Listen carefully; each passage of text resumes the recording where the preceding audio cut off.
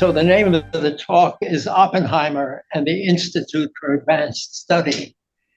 This emerged from one of the planning meetings a couple of years ago when questions were put about the Institute for Advanced Study. People had heard about it, didn't know what it was. And I said that I knew something about it and would give a presentation. And then the movie Oppenheimer came out and was a great success, and actually was a very fine movie. And Oppenheimer is rather intimately connected with the Institute for Advanced Study. So I thought I would talk about both of them.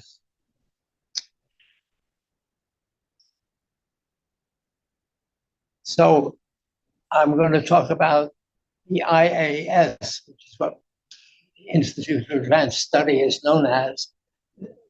I'm going to talk a bit about that, how it came in, and then Oppenheimer and his connection.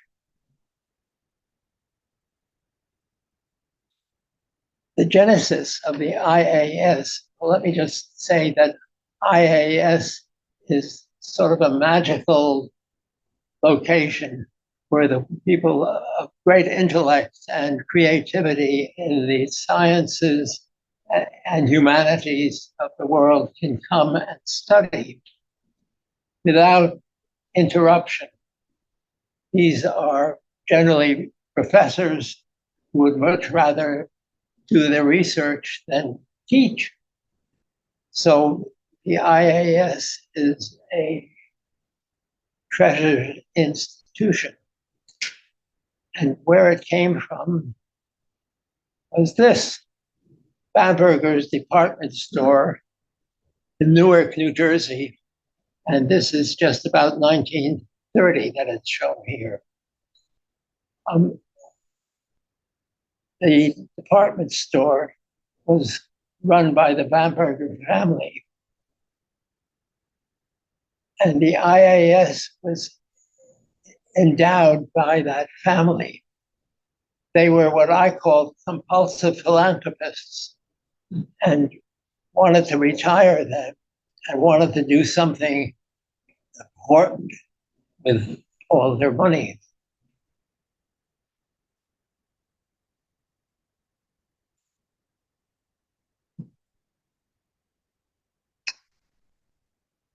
These are two of the children, and Caroline Bamberger's husband was Felix Fold.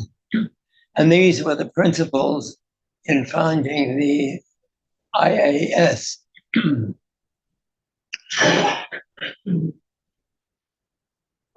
The IAS was started about 1930. Felix Fold died in 1929. So she was, gosh, can I get any water? Yes, I'll get you something.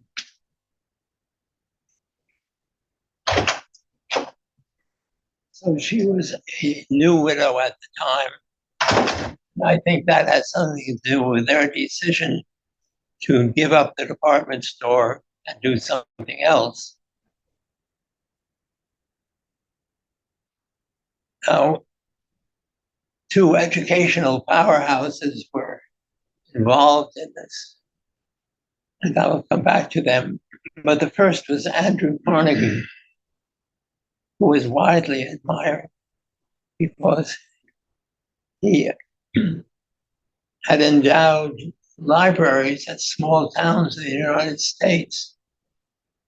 He built libraries in over 1,600 smaller locations.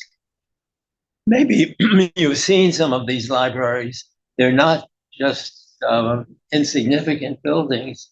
They're solid scholarly places, and they fit very well into his vision for what the United States should be doing, which was to educate itself.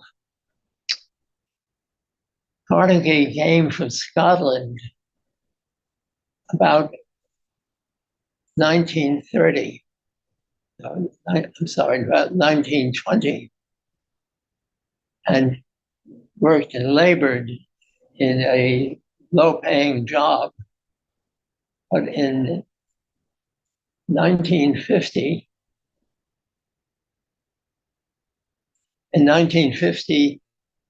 the railroads were about to be built in the United States.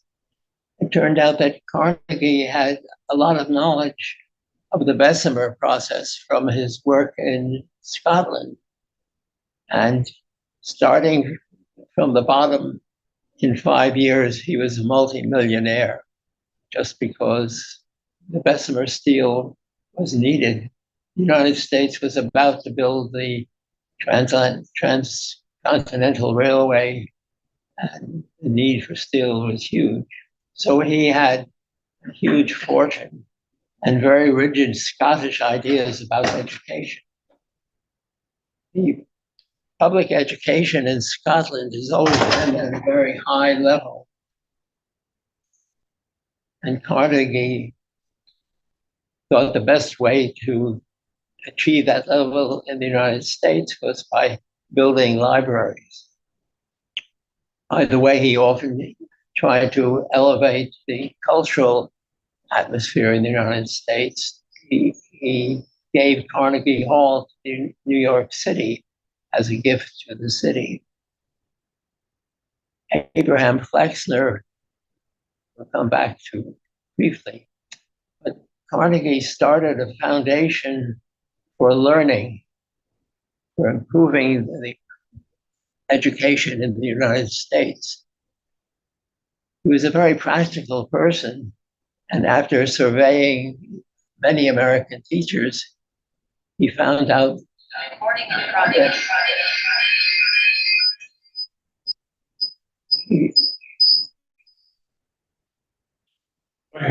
okay.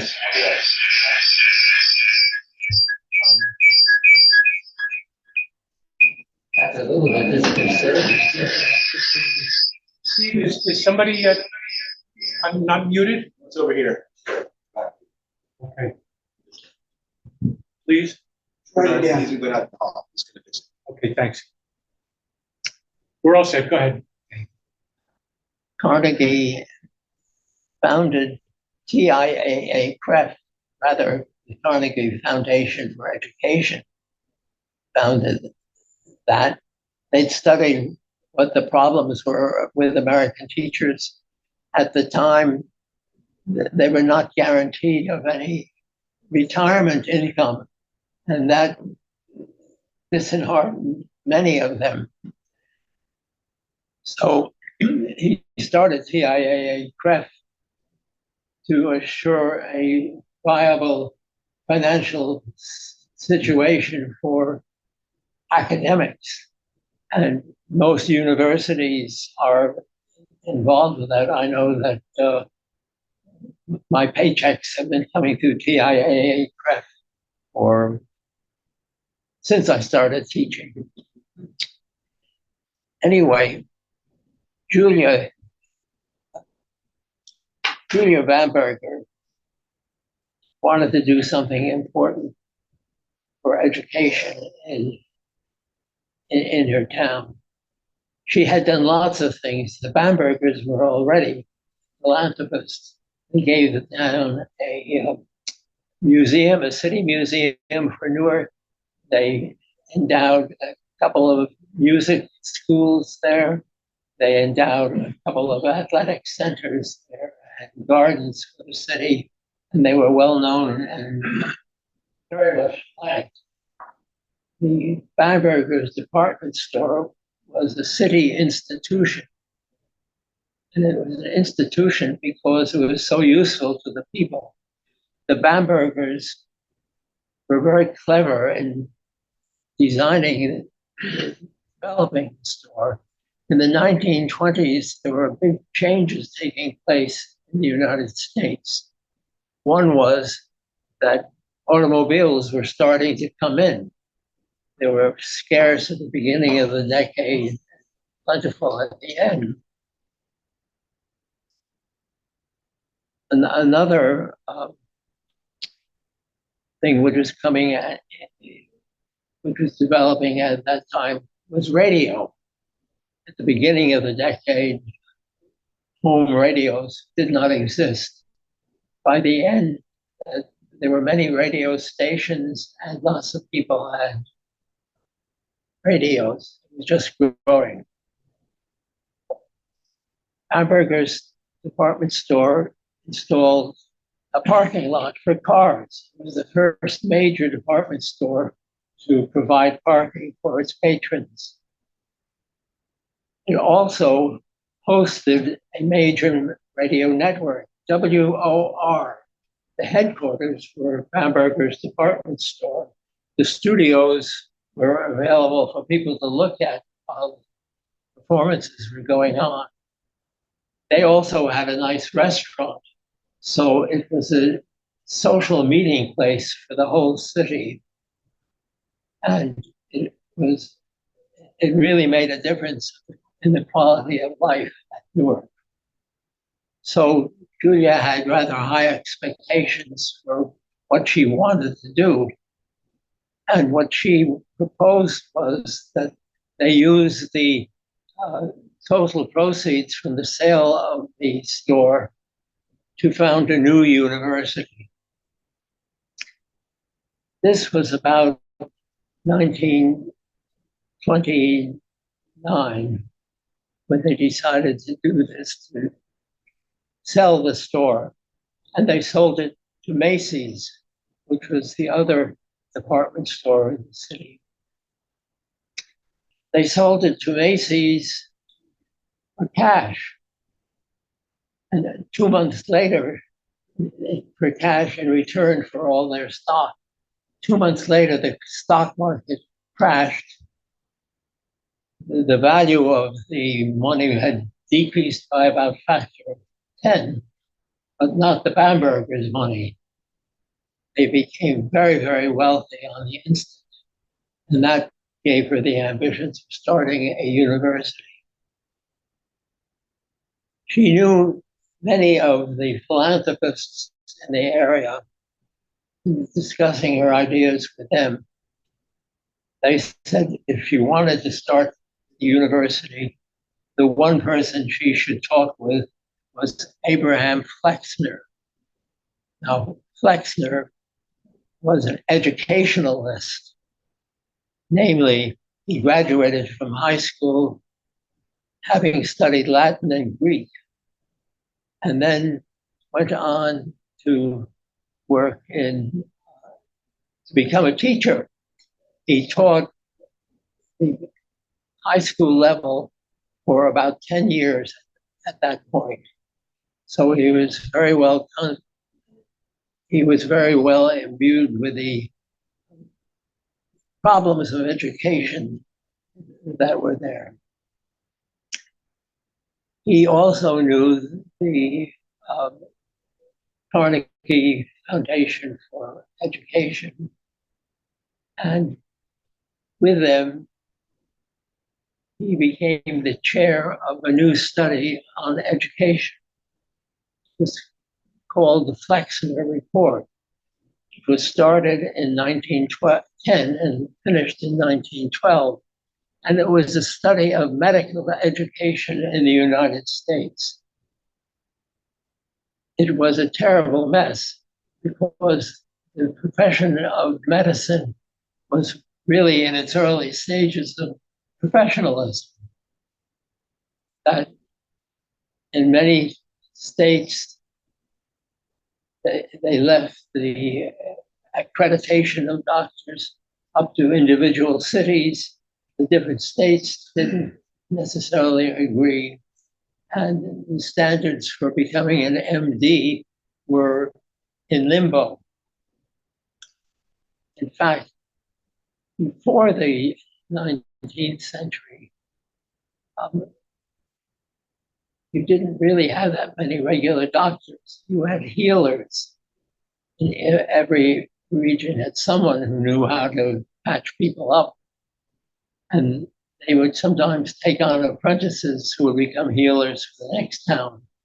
So going from healers to MDs was an enormous step. What Flexner did was to prepare a report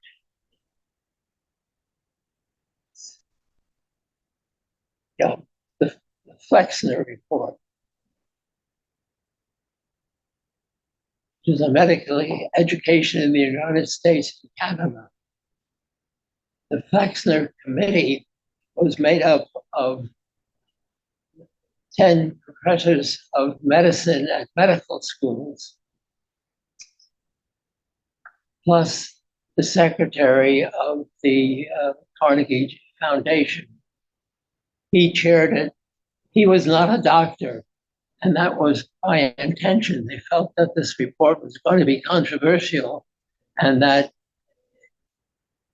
the controversy would all fall on the chairman unless he was outside the field. So they completed the report in 2 years.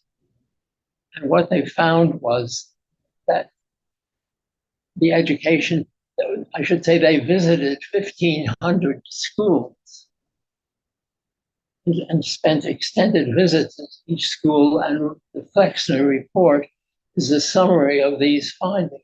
It's a detailed characterization of each of these schools and a grade with a 2.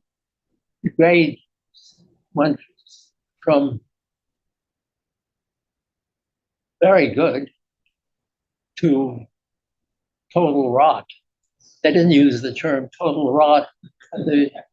Some of the schools were identified as simply money-making enterprises. We're interested in getting the tuition without education.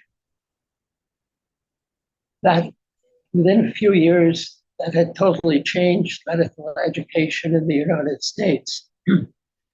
It's all under the supervision of the American Medical Association, and the standards across the country don't vary. That was Flexner's contribution, major contribution to education. So when Caroline talked with him about her proposal for starting a new university, he gave advice against creating a new university. Simply would not work. There are already several excellent universities in the area, and that the new one would not flourish or be accepted. But then he had this novel idea of his own. It was the Institute for Advanced Study. It was a place for thinkers to pursue their work alone or with colleagues, but without a university's distractions, like teaching. Many professors are great teachers, but those who are also great researchers always feel a conflict between the two.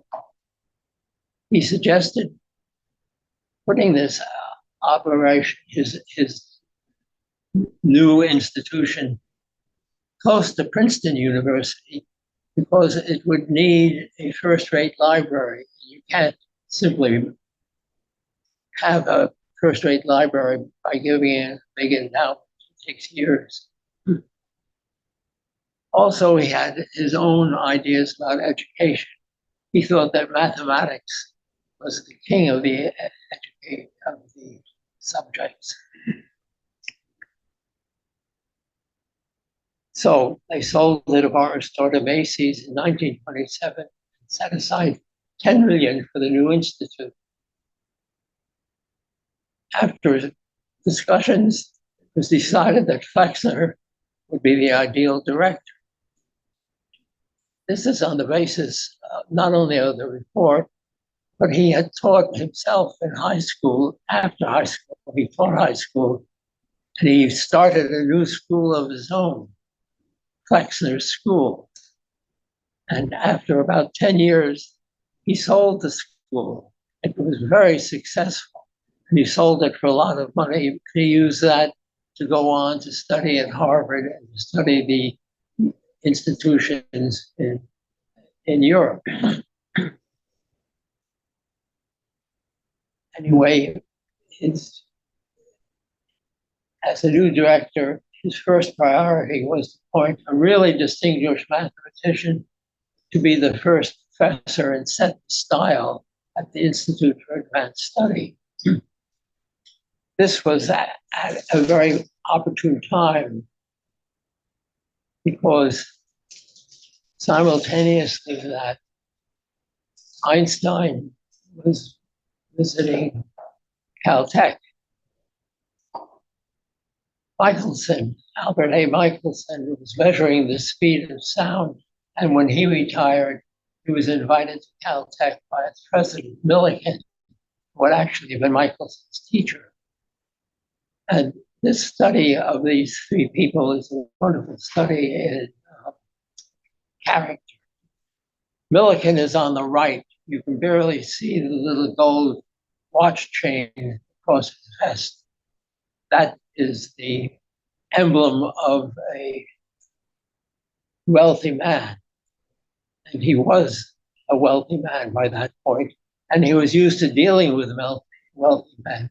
He was the first president of Caltech, and he made Caltech a wealthy university. The fellow on the left with his arm tucked into his coat in sort of a Victorian pose was Michelson. He had been measuring the speed of sound near Caltech for several years, and in fact was continuing those measurements then. And of course, in the middle is Einstein, looking like he'd rather be anywhere else in the world than having his picture taken at that point. But in 1930, Einstein was in a very difficult position. He was a visitor at Caltech, but he could not return to Germany. There were sort of official calls for his execution. He did not want to be murdered, and he found Caltech much more congenial. But he was an obvious candidate for the new institute. They discussed at the moment inviting him, but decided they should wait a few months. The reason was that he was there as Caltech's guest, and Caltech clearly would have loved to appoint him, and it would be bad form to steal his star away from him on a social visit. So a few months later, they offered the position to Einstein, and he grabbed it. And IAS became famous as Einstein's home. Why was Einstein in trouble in Germany at that time? What had he done, or why was Because he was Jewish. just as Judaism? And The basic problem. Yeah. that was the basic problem. Well, along with that was the question of Jewish science. That Stark was one of their leading experimental scientists, became a protagonist for the idea of German science. If he wasn't a German scientist, he would be classified as a Jewish scientist, whether or not he was Jewish. Well, Einstein was.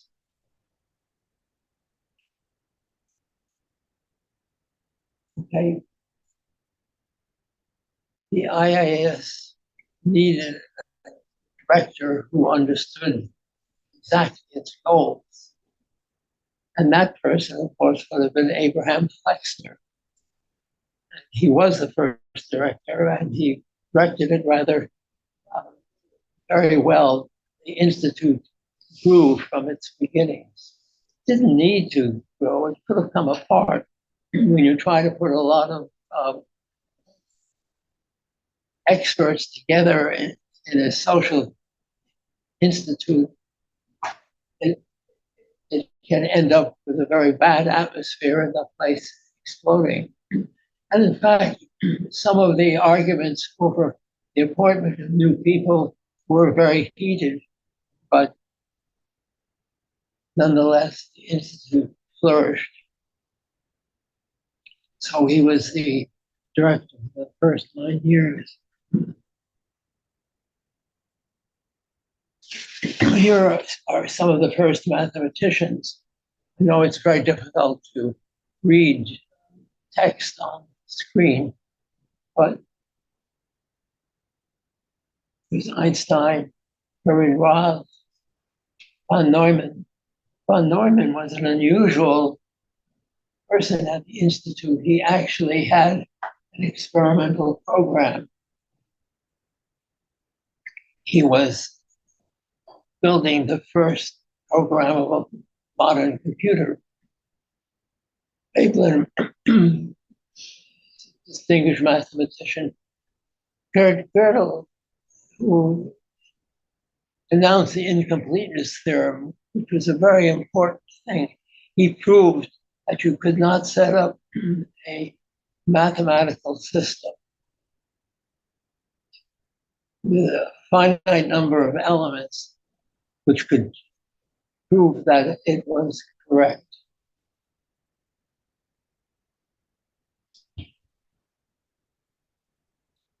Emmy Noether is known to physicists because of Noether's theorem, which associated constants of motion with mathematical symmetries. Andrew Bale, leader in number theory, Wigner was there. He's thought of as a physicist, but he was really also a mathematician. Anyway, so that's what got the system going. Here is a picture of the layout of the IAS, that square box at the center. Up in the right, it says Princeton. And Princeton University has very handsome grounds. The grounds for the IAS are comparable size. Here is an aerial photograph of the center of IAS. Actually, many of the professors lived not on the campus, but nearby off campus. Furthermore, there were extensive wildlands off campus. Altogether, over 100 acres of land were available to the Institute. So it was a very attractive, very pleasant place. Okay, let me go now and talk about Oppenheimer's role at the Institute.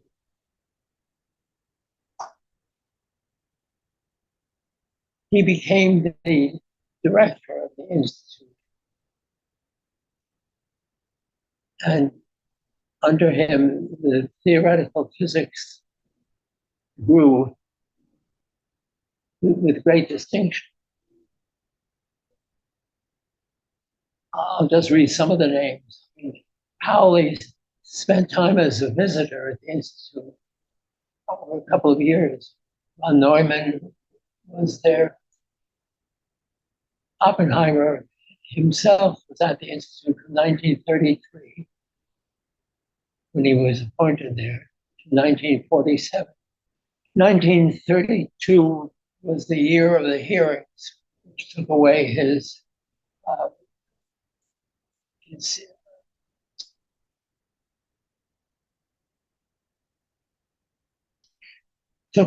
security clearance. Peter was there, Gamow, Fermi, Hilbert, Landau, Robert Hofstadter, Freeman Dyson, Murray Gell-Mann, Sheldon Glashow, Steve Weinberg, Edward Witten, Jan Maldacena, Nathan Selberg, and Kumram Vafa. There are quite a few Nobel winners in this list. In fact, there are quite a few Nobel winners at the Institute. Now, talk about Oppenheimer. The movie was based on this book on the left, The American Prometheus. It's an excellent book, quite accurate, and quite complete. The book on the right is written from a different point of view. Abraham Weiss was a theoretical physicist who was a close friend of Einstein and became the second professor of physics appointed at the Institute. So he wrote about Einstein at the Institute, which is of particular interest here. Calling him the American Prometheus is not an exaggeration. He was a child prodigy, not only in one area, but in many areas. In fact, he grew up to be a grown prodigy. He had a vast knowledge of things. I don't know why General Groves chose Oppenheimer to lead the Los Alamos project. Looking at it objectively, he would be totally unqualified. First of all, the Los Alamos project was an experimental project. Oppenheimer was never an experimental physicist. In fact, he never led anything. He was never the head of any group of physicists or organization of physicists. He had no experience in leading at all. And yet, he did fabulously well at his job. The movie shows that pretty well. He had this capacity for going around and talking with people closely and remembering everything that they said or did. So he visited every one of the major groups every day to discuss progress with them. And that was very helpful and flattering to the group leaders. So they were wildly enthusiastic. My own mentor, Norman Ramsey, worked some at Los Alamos during the war. He was actually at the MIT radiation lab, but he visited Los Alamos frequently because his boss, his mentor, WWII Robbie, made periodic visits to Los Alamos, not to work on the bomb, but to advise.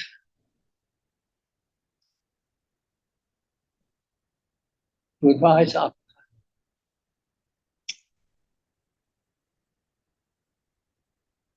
On one of these visits with Robbie, Norman asked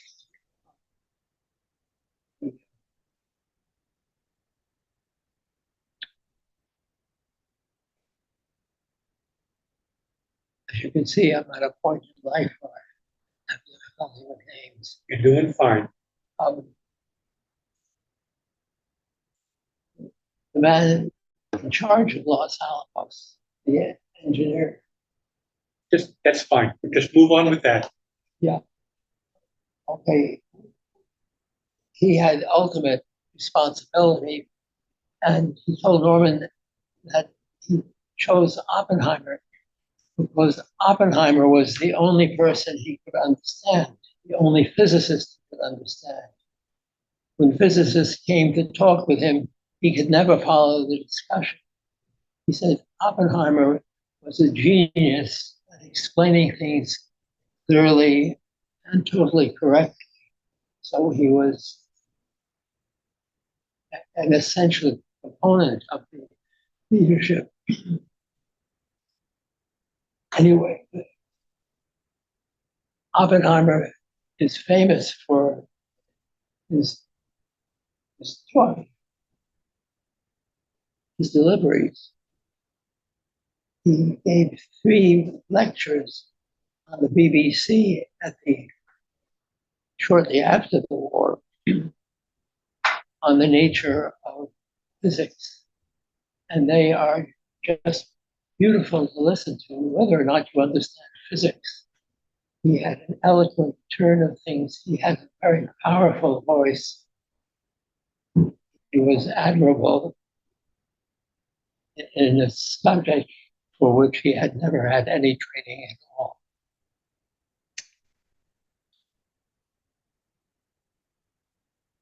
Now, as you know, if you've seen the movie, that he was disgraced at the end by a commission from the Atomic Energy Commission, who concluded that although he was not a traitor to the country, he could not be trusted with secrets. Now, this was a hearing by the Atomic Energy Commission.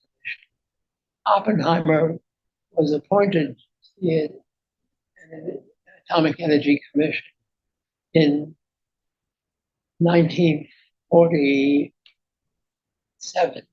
When the commission was started, it was organized by Harry Truman, who created it. And Oppenheimer was invited to be on their board.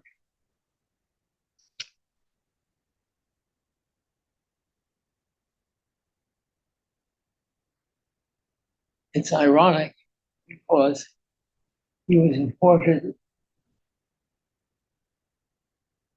he was put on the board by Louis Strauss,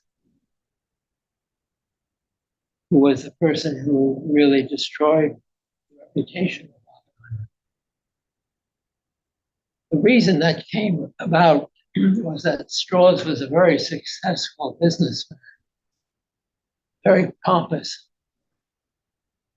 He wanted to always be addressed as Admiral Strauss, to the despair of the Navy, but he technically could. He'd been in the Navy in the First World War, and he was in the Naval Reserve after that.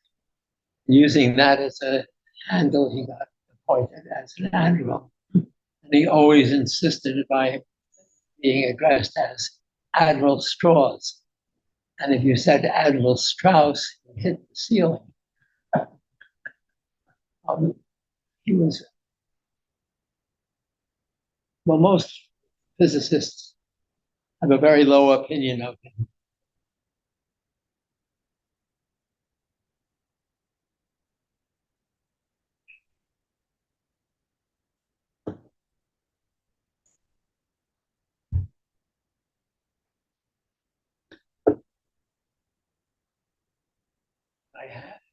I want to insert in here what was the obituary of Strauss in the New York Times. Did you have it on your computer? Someplace. I can give the gist of it. I'm sure you can. That the write-ups of very well-known people are usually rather laudatory. The New York Times really wasn't. They said how people who knew him criticized him for being totally dogmatic. One person wrote, he quoted it, that Strauss, in any argument, always insisted that he was correct. Furthermore, everything he had done up to that point on that subject had been totally correct. This is a guy who could not take criticism. Now, there were lots of opportunities for criticism. When Strauss was on the board of the AEC, he tried to get the AEC to pass a law, to support a law to forbid the export of radioactive isotopes on the grounds of military necessity. In fact, isotopes have nothing at all to do with military use. Unfortunately, Oppenheimer was at that meeting, and he destroyed Strauss' testimony in a very powerful but sarcastic manner. I read that testimony many years ago. It was meant to personally kind of insult Strauss, and it did. So he was not the kind of person to forgive anything like that.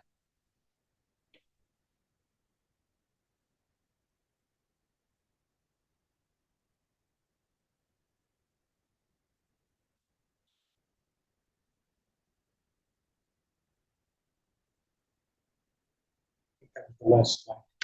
Yeah, Next slide says end. yeah. Each slide says end. I had intended to read this obituary of Strauss. Anyway, Oppenheimer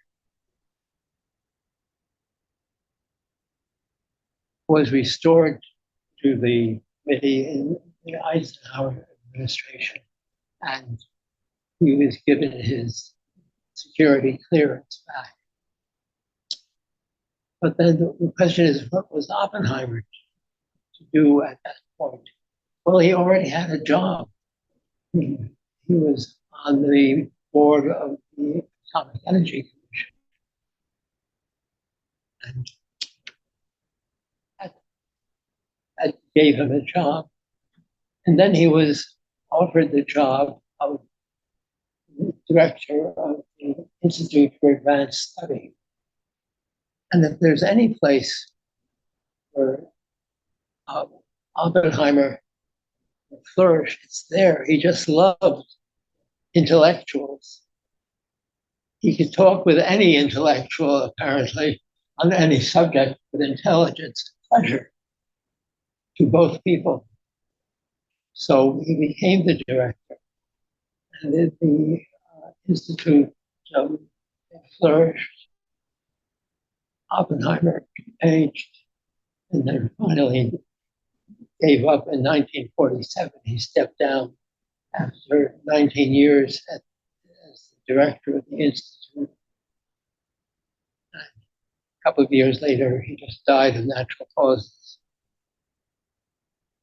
So this was a very pungent episode in American history.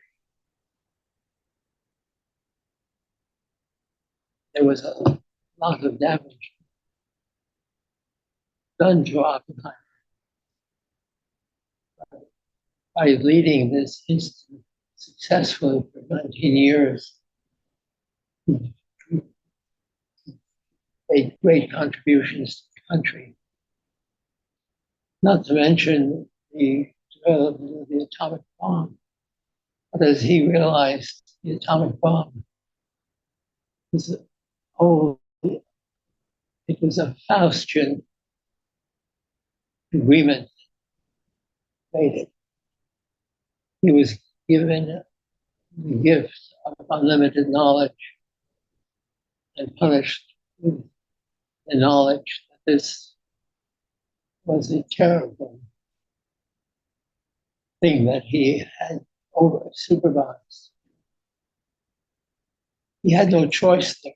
It had to be done.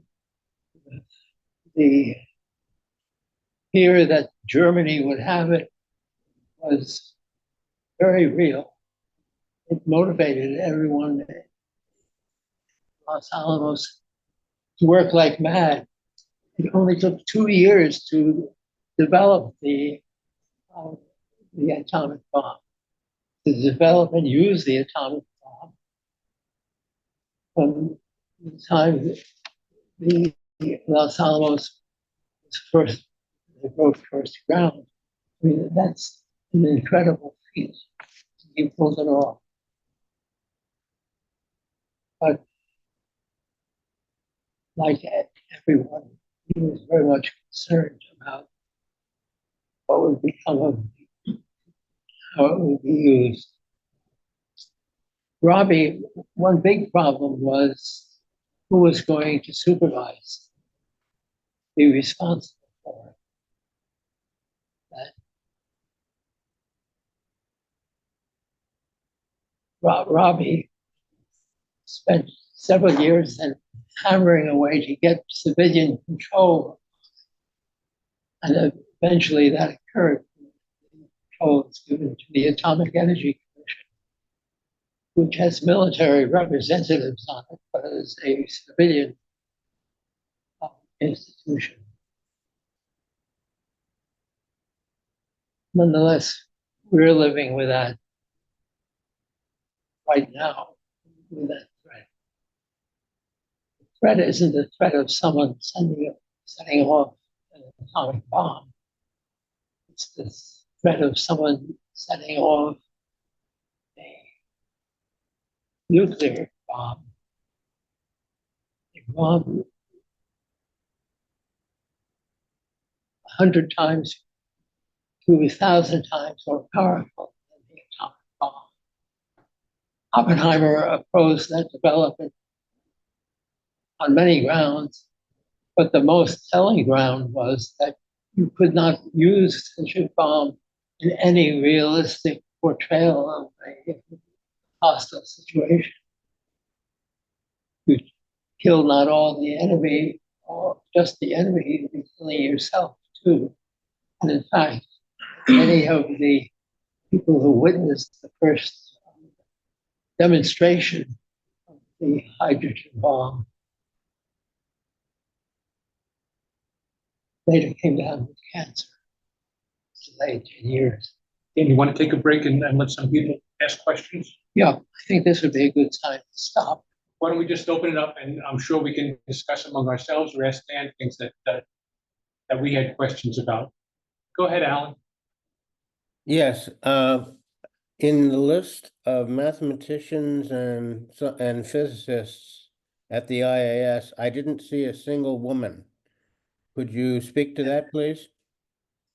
Yes, there was a single woman, Emily Noether, of Noether's theorem.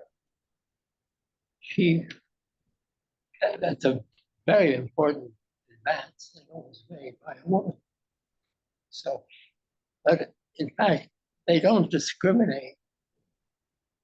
It's maybe the least discriminating place in the world. It could be any nationality or any gender. And there are quite a few women at the Institute. When was this then? Was she appointed recently, or is that historical? This is our Historical. 1940? And she was also Jewish. Interesting. German. And German. Interesting. Interesting. Yes. To understand, he lived through this. Oppenheimer obviously was fundamental in developing the bomb and all the horrors. And then he came out against. Was he trying to have it both ways? Did you hear the question, Dan? Yeah, I heard the question. It's a good question. I couldn't possibly comment on Oppenheimer's thought processes. He was implacably realistic and totally honest. That's about all I can say about his opinion. I think you answered it in talking about him, because you said he had to do it because Germany was, to use my phrase, hell-bent to get it done. And that if we didn't beat Germany to do it, Germany would have had the first bomb, and we would be in the same place, or maybe a worse place than we are now. Yeah.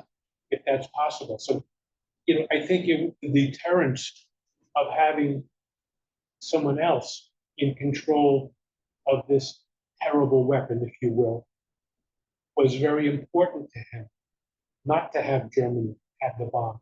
He thought, and this is me projecting, maybe he thought that if we developed it, we would have some control over it, more control than Germany would, and therefore the world wouldn't get destroyed in the process. Well, Germany had surrendered some months before the bomb was dropped. So the question is, why didn't they just stop work? That, that was actually raised in the movie, and the answer given there was the same one that Norman Ramsey gave me when he discussed this. Norman actually eventually went out to Los Alamos and was in charge of dropping the bomb. It's a major responsibility. Because there were not many bombs, didn't go off right, everything we lost. But Norman said that everyone had been used to working at such a high fever rate that it just naturally continued after Germany. In the movie, someone gives that explanation too. Was the equivalence from, I remember in the movie, and maybe my faulty history, that the decision that the lives lost without destroying Japan with the bomb because of the cost of invading Japan would have been much more. And this was a deterrence or a way to stop the war before those lives were lost. Well, that's one explanation. Yeah.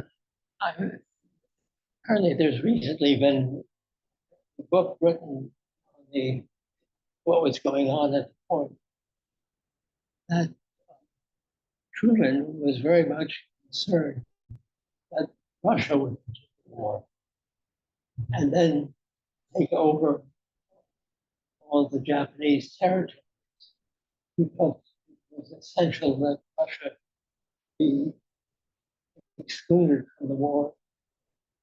Dropping the atomic bomb was one way to do that. It was instant lights out on the war. The Russians had nothing to do. So that's another explanation. Yeah, interesting. And there were also, Japan was in a terrible situation. It was in a mass starvation situation. They were running out of food. But there were all of those things. Yeah. We'd like a simple answer, but history is simple. It's no simple answer sometimes. No, except that remember that one soldier, when he returned to the United States, who had become a physicist at some meeting, and people got up and cheered for him. Particularly, people were about to be drafted, and like they were being killed in invasion. So it's very interesting, very complex. International politics usually is. It's like 3 or 4 dimensional chess. Yes. Along the same lines as Jerry's question, do you know if Oppenheimer knew or had a good idea of what the effects of detonating both what's called the atomic bomb and then what later became fusion weapons, what they would be? In other words, both the power they would have when they exploded, and secondly, what the actual effects would be. Did he have any sense before the first explosion? What do you mean by effects? Well, in nuclear weapons, there are 3 effects. Okay, and in at least the Hiroshima bomb, others before, but anyway, blast is the first. Right. Very powerful blast. Secondly is radiation heat, tremendous amount of heat. Third is radiation, in other words, the gamma rays, all the various particles and so forth. Those are the 3 effects of radiation. And the thing that was not known as far as and I worked with nuclear weapons for several years. And one of the things historically that I was told was they didn't realize the radiation effects that happened. The blast effects, yeah, because it was like a regular TNT kind of explosion blast. Heat, not so much either. They didn't really see that as much as it turned out to be, because most of the Japanese were burned, not from radiation, from electromagnetic effect. It was burns from heat. And then the radiation didn't have anything. Now you're also getting radiation because of the effects on Earth and things like that that's sticking up. So there's lots of things going on. Yeah. And I'm wondering how much he knew. I know there were experiments done on Los Alamos a little bit, but from my understanding, he was surprised at the power of that Trinity shot. But I mean, Dan probably knows better than I, what he knew. Quite likely. I know that when they were going to test the bomb, the Trinity test, they were very concerned about a possible thunderstorm. And in fact, they delayed the test in order to diminish that. But I doubt that the real damage was done not by that test, but by continued tests that the United States made over a period of many months, which put all sorts of radioactive material in the atmosphere. And when Kenneth Bainbridge, who was at Los Alamos and also at Harvard, actually put up radiation counters, and was the first person to call attention to the fact that we were getting radiation poisoning on the East Coast because of these tests out in Nevada. So it's a very sad story, but we brought it on ourselves. I think to answer your question, Dick, maybe after the fact, Yeah, that's what I'm they thinking. started to realize That that was there were my some other things understanding, going yeah. on. That was my understanding. He really didn't, when they were working at it, they didn't know how much power these things had. No. Okay. And so, So I don't know personally, but I read the book twice, really carefully, the Kai book. I think he would say that he was learning the entire time. And one is a characteristic of Oppenheimer was he was open and he kept learning. And when he learned, he was fearless about telling people what he thought. He didn't just underestimate how powerful it was going to be. He underestimated how little it cost. And he was shocked with how easy and successful it was. And he predicted successfully that people were going to do it everywhere and that it could be miniaturized really quickly after. But it came to him as a shock when someone asked him, could I make one of these? How small can I make one of these? And could I bring it in New York City? And he thought for a minute, it impressed the person who asked him how long he thought he was answering. And he said, you could put it in a suitcase. And then he said, what tools do we have to detect them?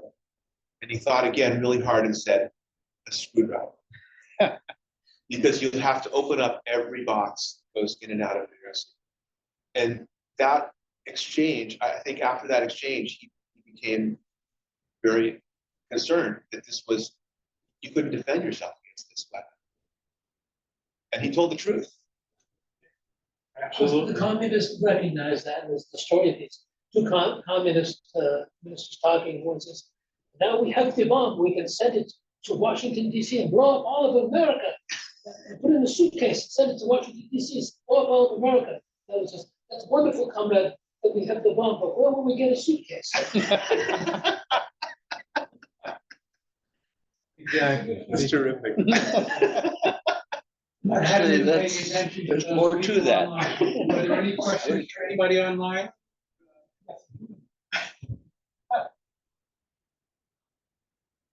Dan, you did too good a job. Excellent. How strong is the Institute for Advanced Study now? In other words, how much is going on there now? See, I have a tiny question about Michelson. You mentioned that Michelson was measuring the speed of sound. No, I don't ever remember him doing that. It was the speed of light. yeah, so if I said sound, I misspoke. Peter, Yeah. Yeah, go ahead. The Institute, you mentioned with the Nobel Prizes, I was curious if they were picking scientists, in your opinion, were they picking scientists before they became famous? They became famous at the Institute?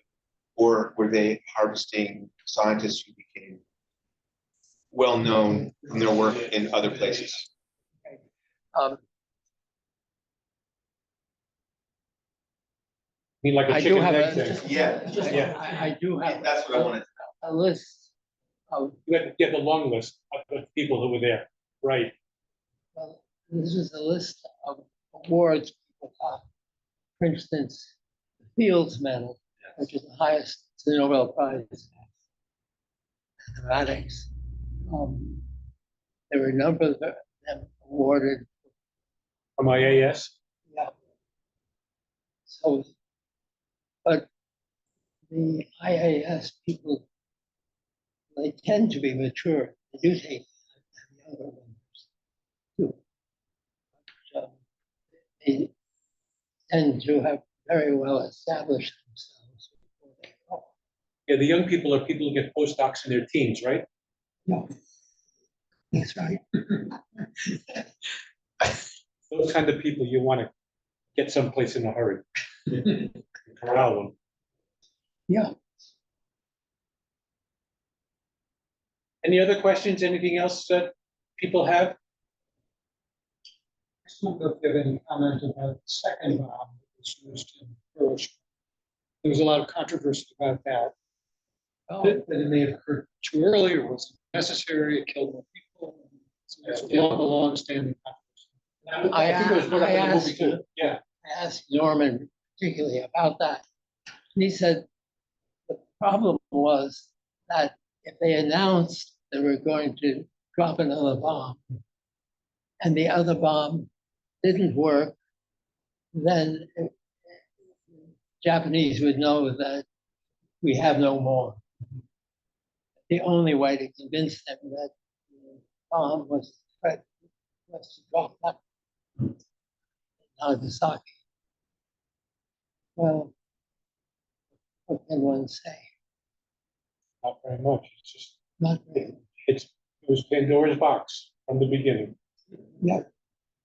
Can I recommend something too? There's a movie, a documentary, it's Netflix, Turning Point. The history of the bomb, and it's like 6 or 7 episodes, and it's really quite an amazing. It's the scope and the rate that it's delivered. It gives you a different perspective. I didn't really learn anything new, but it was very interesting to put it all together. You can take the reference for it and send it to the group. I will. You know, on the whole list. But among the things in that I also appreciated is that everyone was learning. So this is emergent knowledge.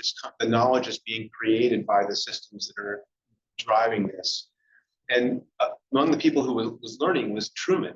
And what really was interesting to me was what he did after the second bomb. Because he said, there will be no more bombs unless I personally approve them. And he was surprised, Truman was surprised when they dropped the second bomb. That's my understanding. That there were no kinds of controls, because the thought was then you delegated that control to the military. And these were military decisions. The president was responsible and overseeing it, but it was the first time that the president said, no, I will personally approve everything, because he was surprised with the power and the destructiveness. It took a while before information came back about Hiroshima. By that time, Nagasaki, that was on the drawing boards anyway. They were going to do it anyway. But they didn't take time to spread around Japan. And I think that we contacted the Swiss embassy and get the Japanese to surrender, and they said no. I did say. I don't know if they talked about this in the movie. Was there reconnaissance work that went on after the bomb was dropped to understand the scope of destruction? Yeah, but it takes a while. The Japanese Air Force was gone. Yeah. We could fly with impunity over Japan. And they did do reconnaissance. They couldn't understand why the Japanese didn't just say, you're in. If anybody remembers Curtis LeMay, who was Yeah. portrayed as a nutcase, which he Bombs away- probably is. bombs away. No, going back to stone. But Curtis LeMay, he was different. He actually understood military theory. It said, kill the enemy until the enemy's tired of being killed and you you don't back off. But the army, their mindset is you just keep killing people. It didn't matter what you do. Get them to surrender. Do it fast, get it over with. You don't drag it out. That was their feeling. That doesn't seem to work in the Middle East. Well, I'm just Presently. saying, that's right, but you have to go it hard and fighting the way. Go it hard and fast and get it over with. Don't spread it out. We didn't get enough. They had to go against Japanese mentality in the emperor.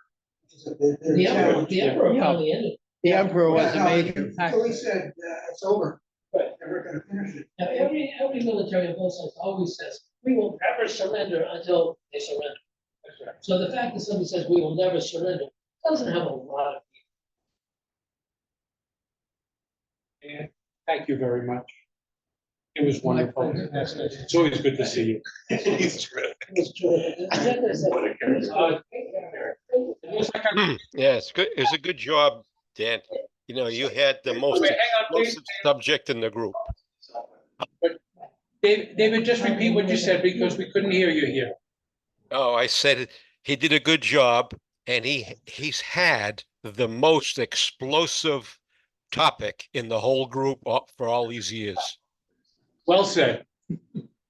Well, black holes might have been the opposite.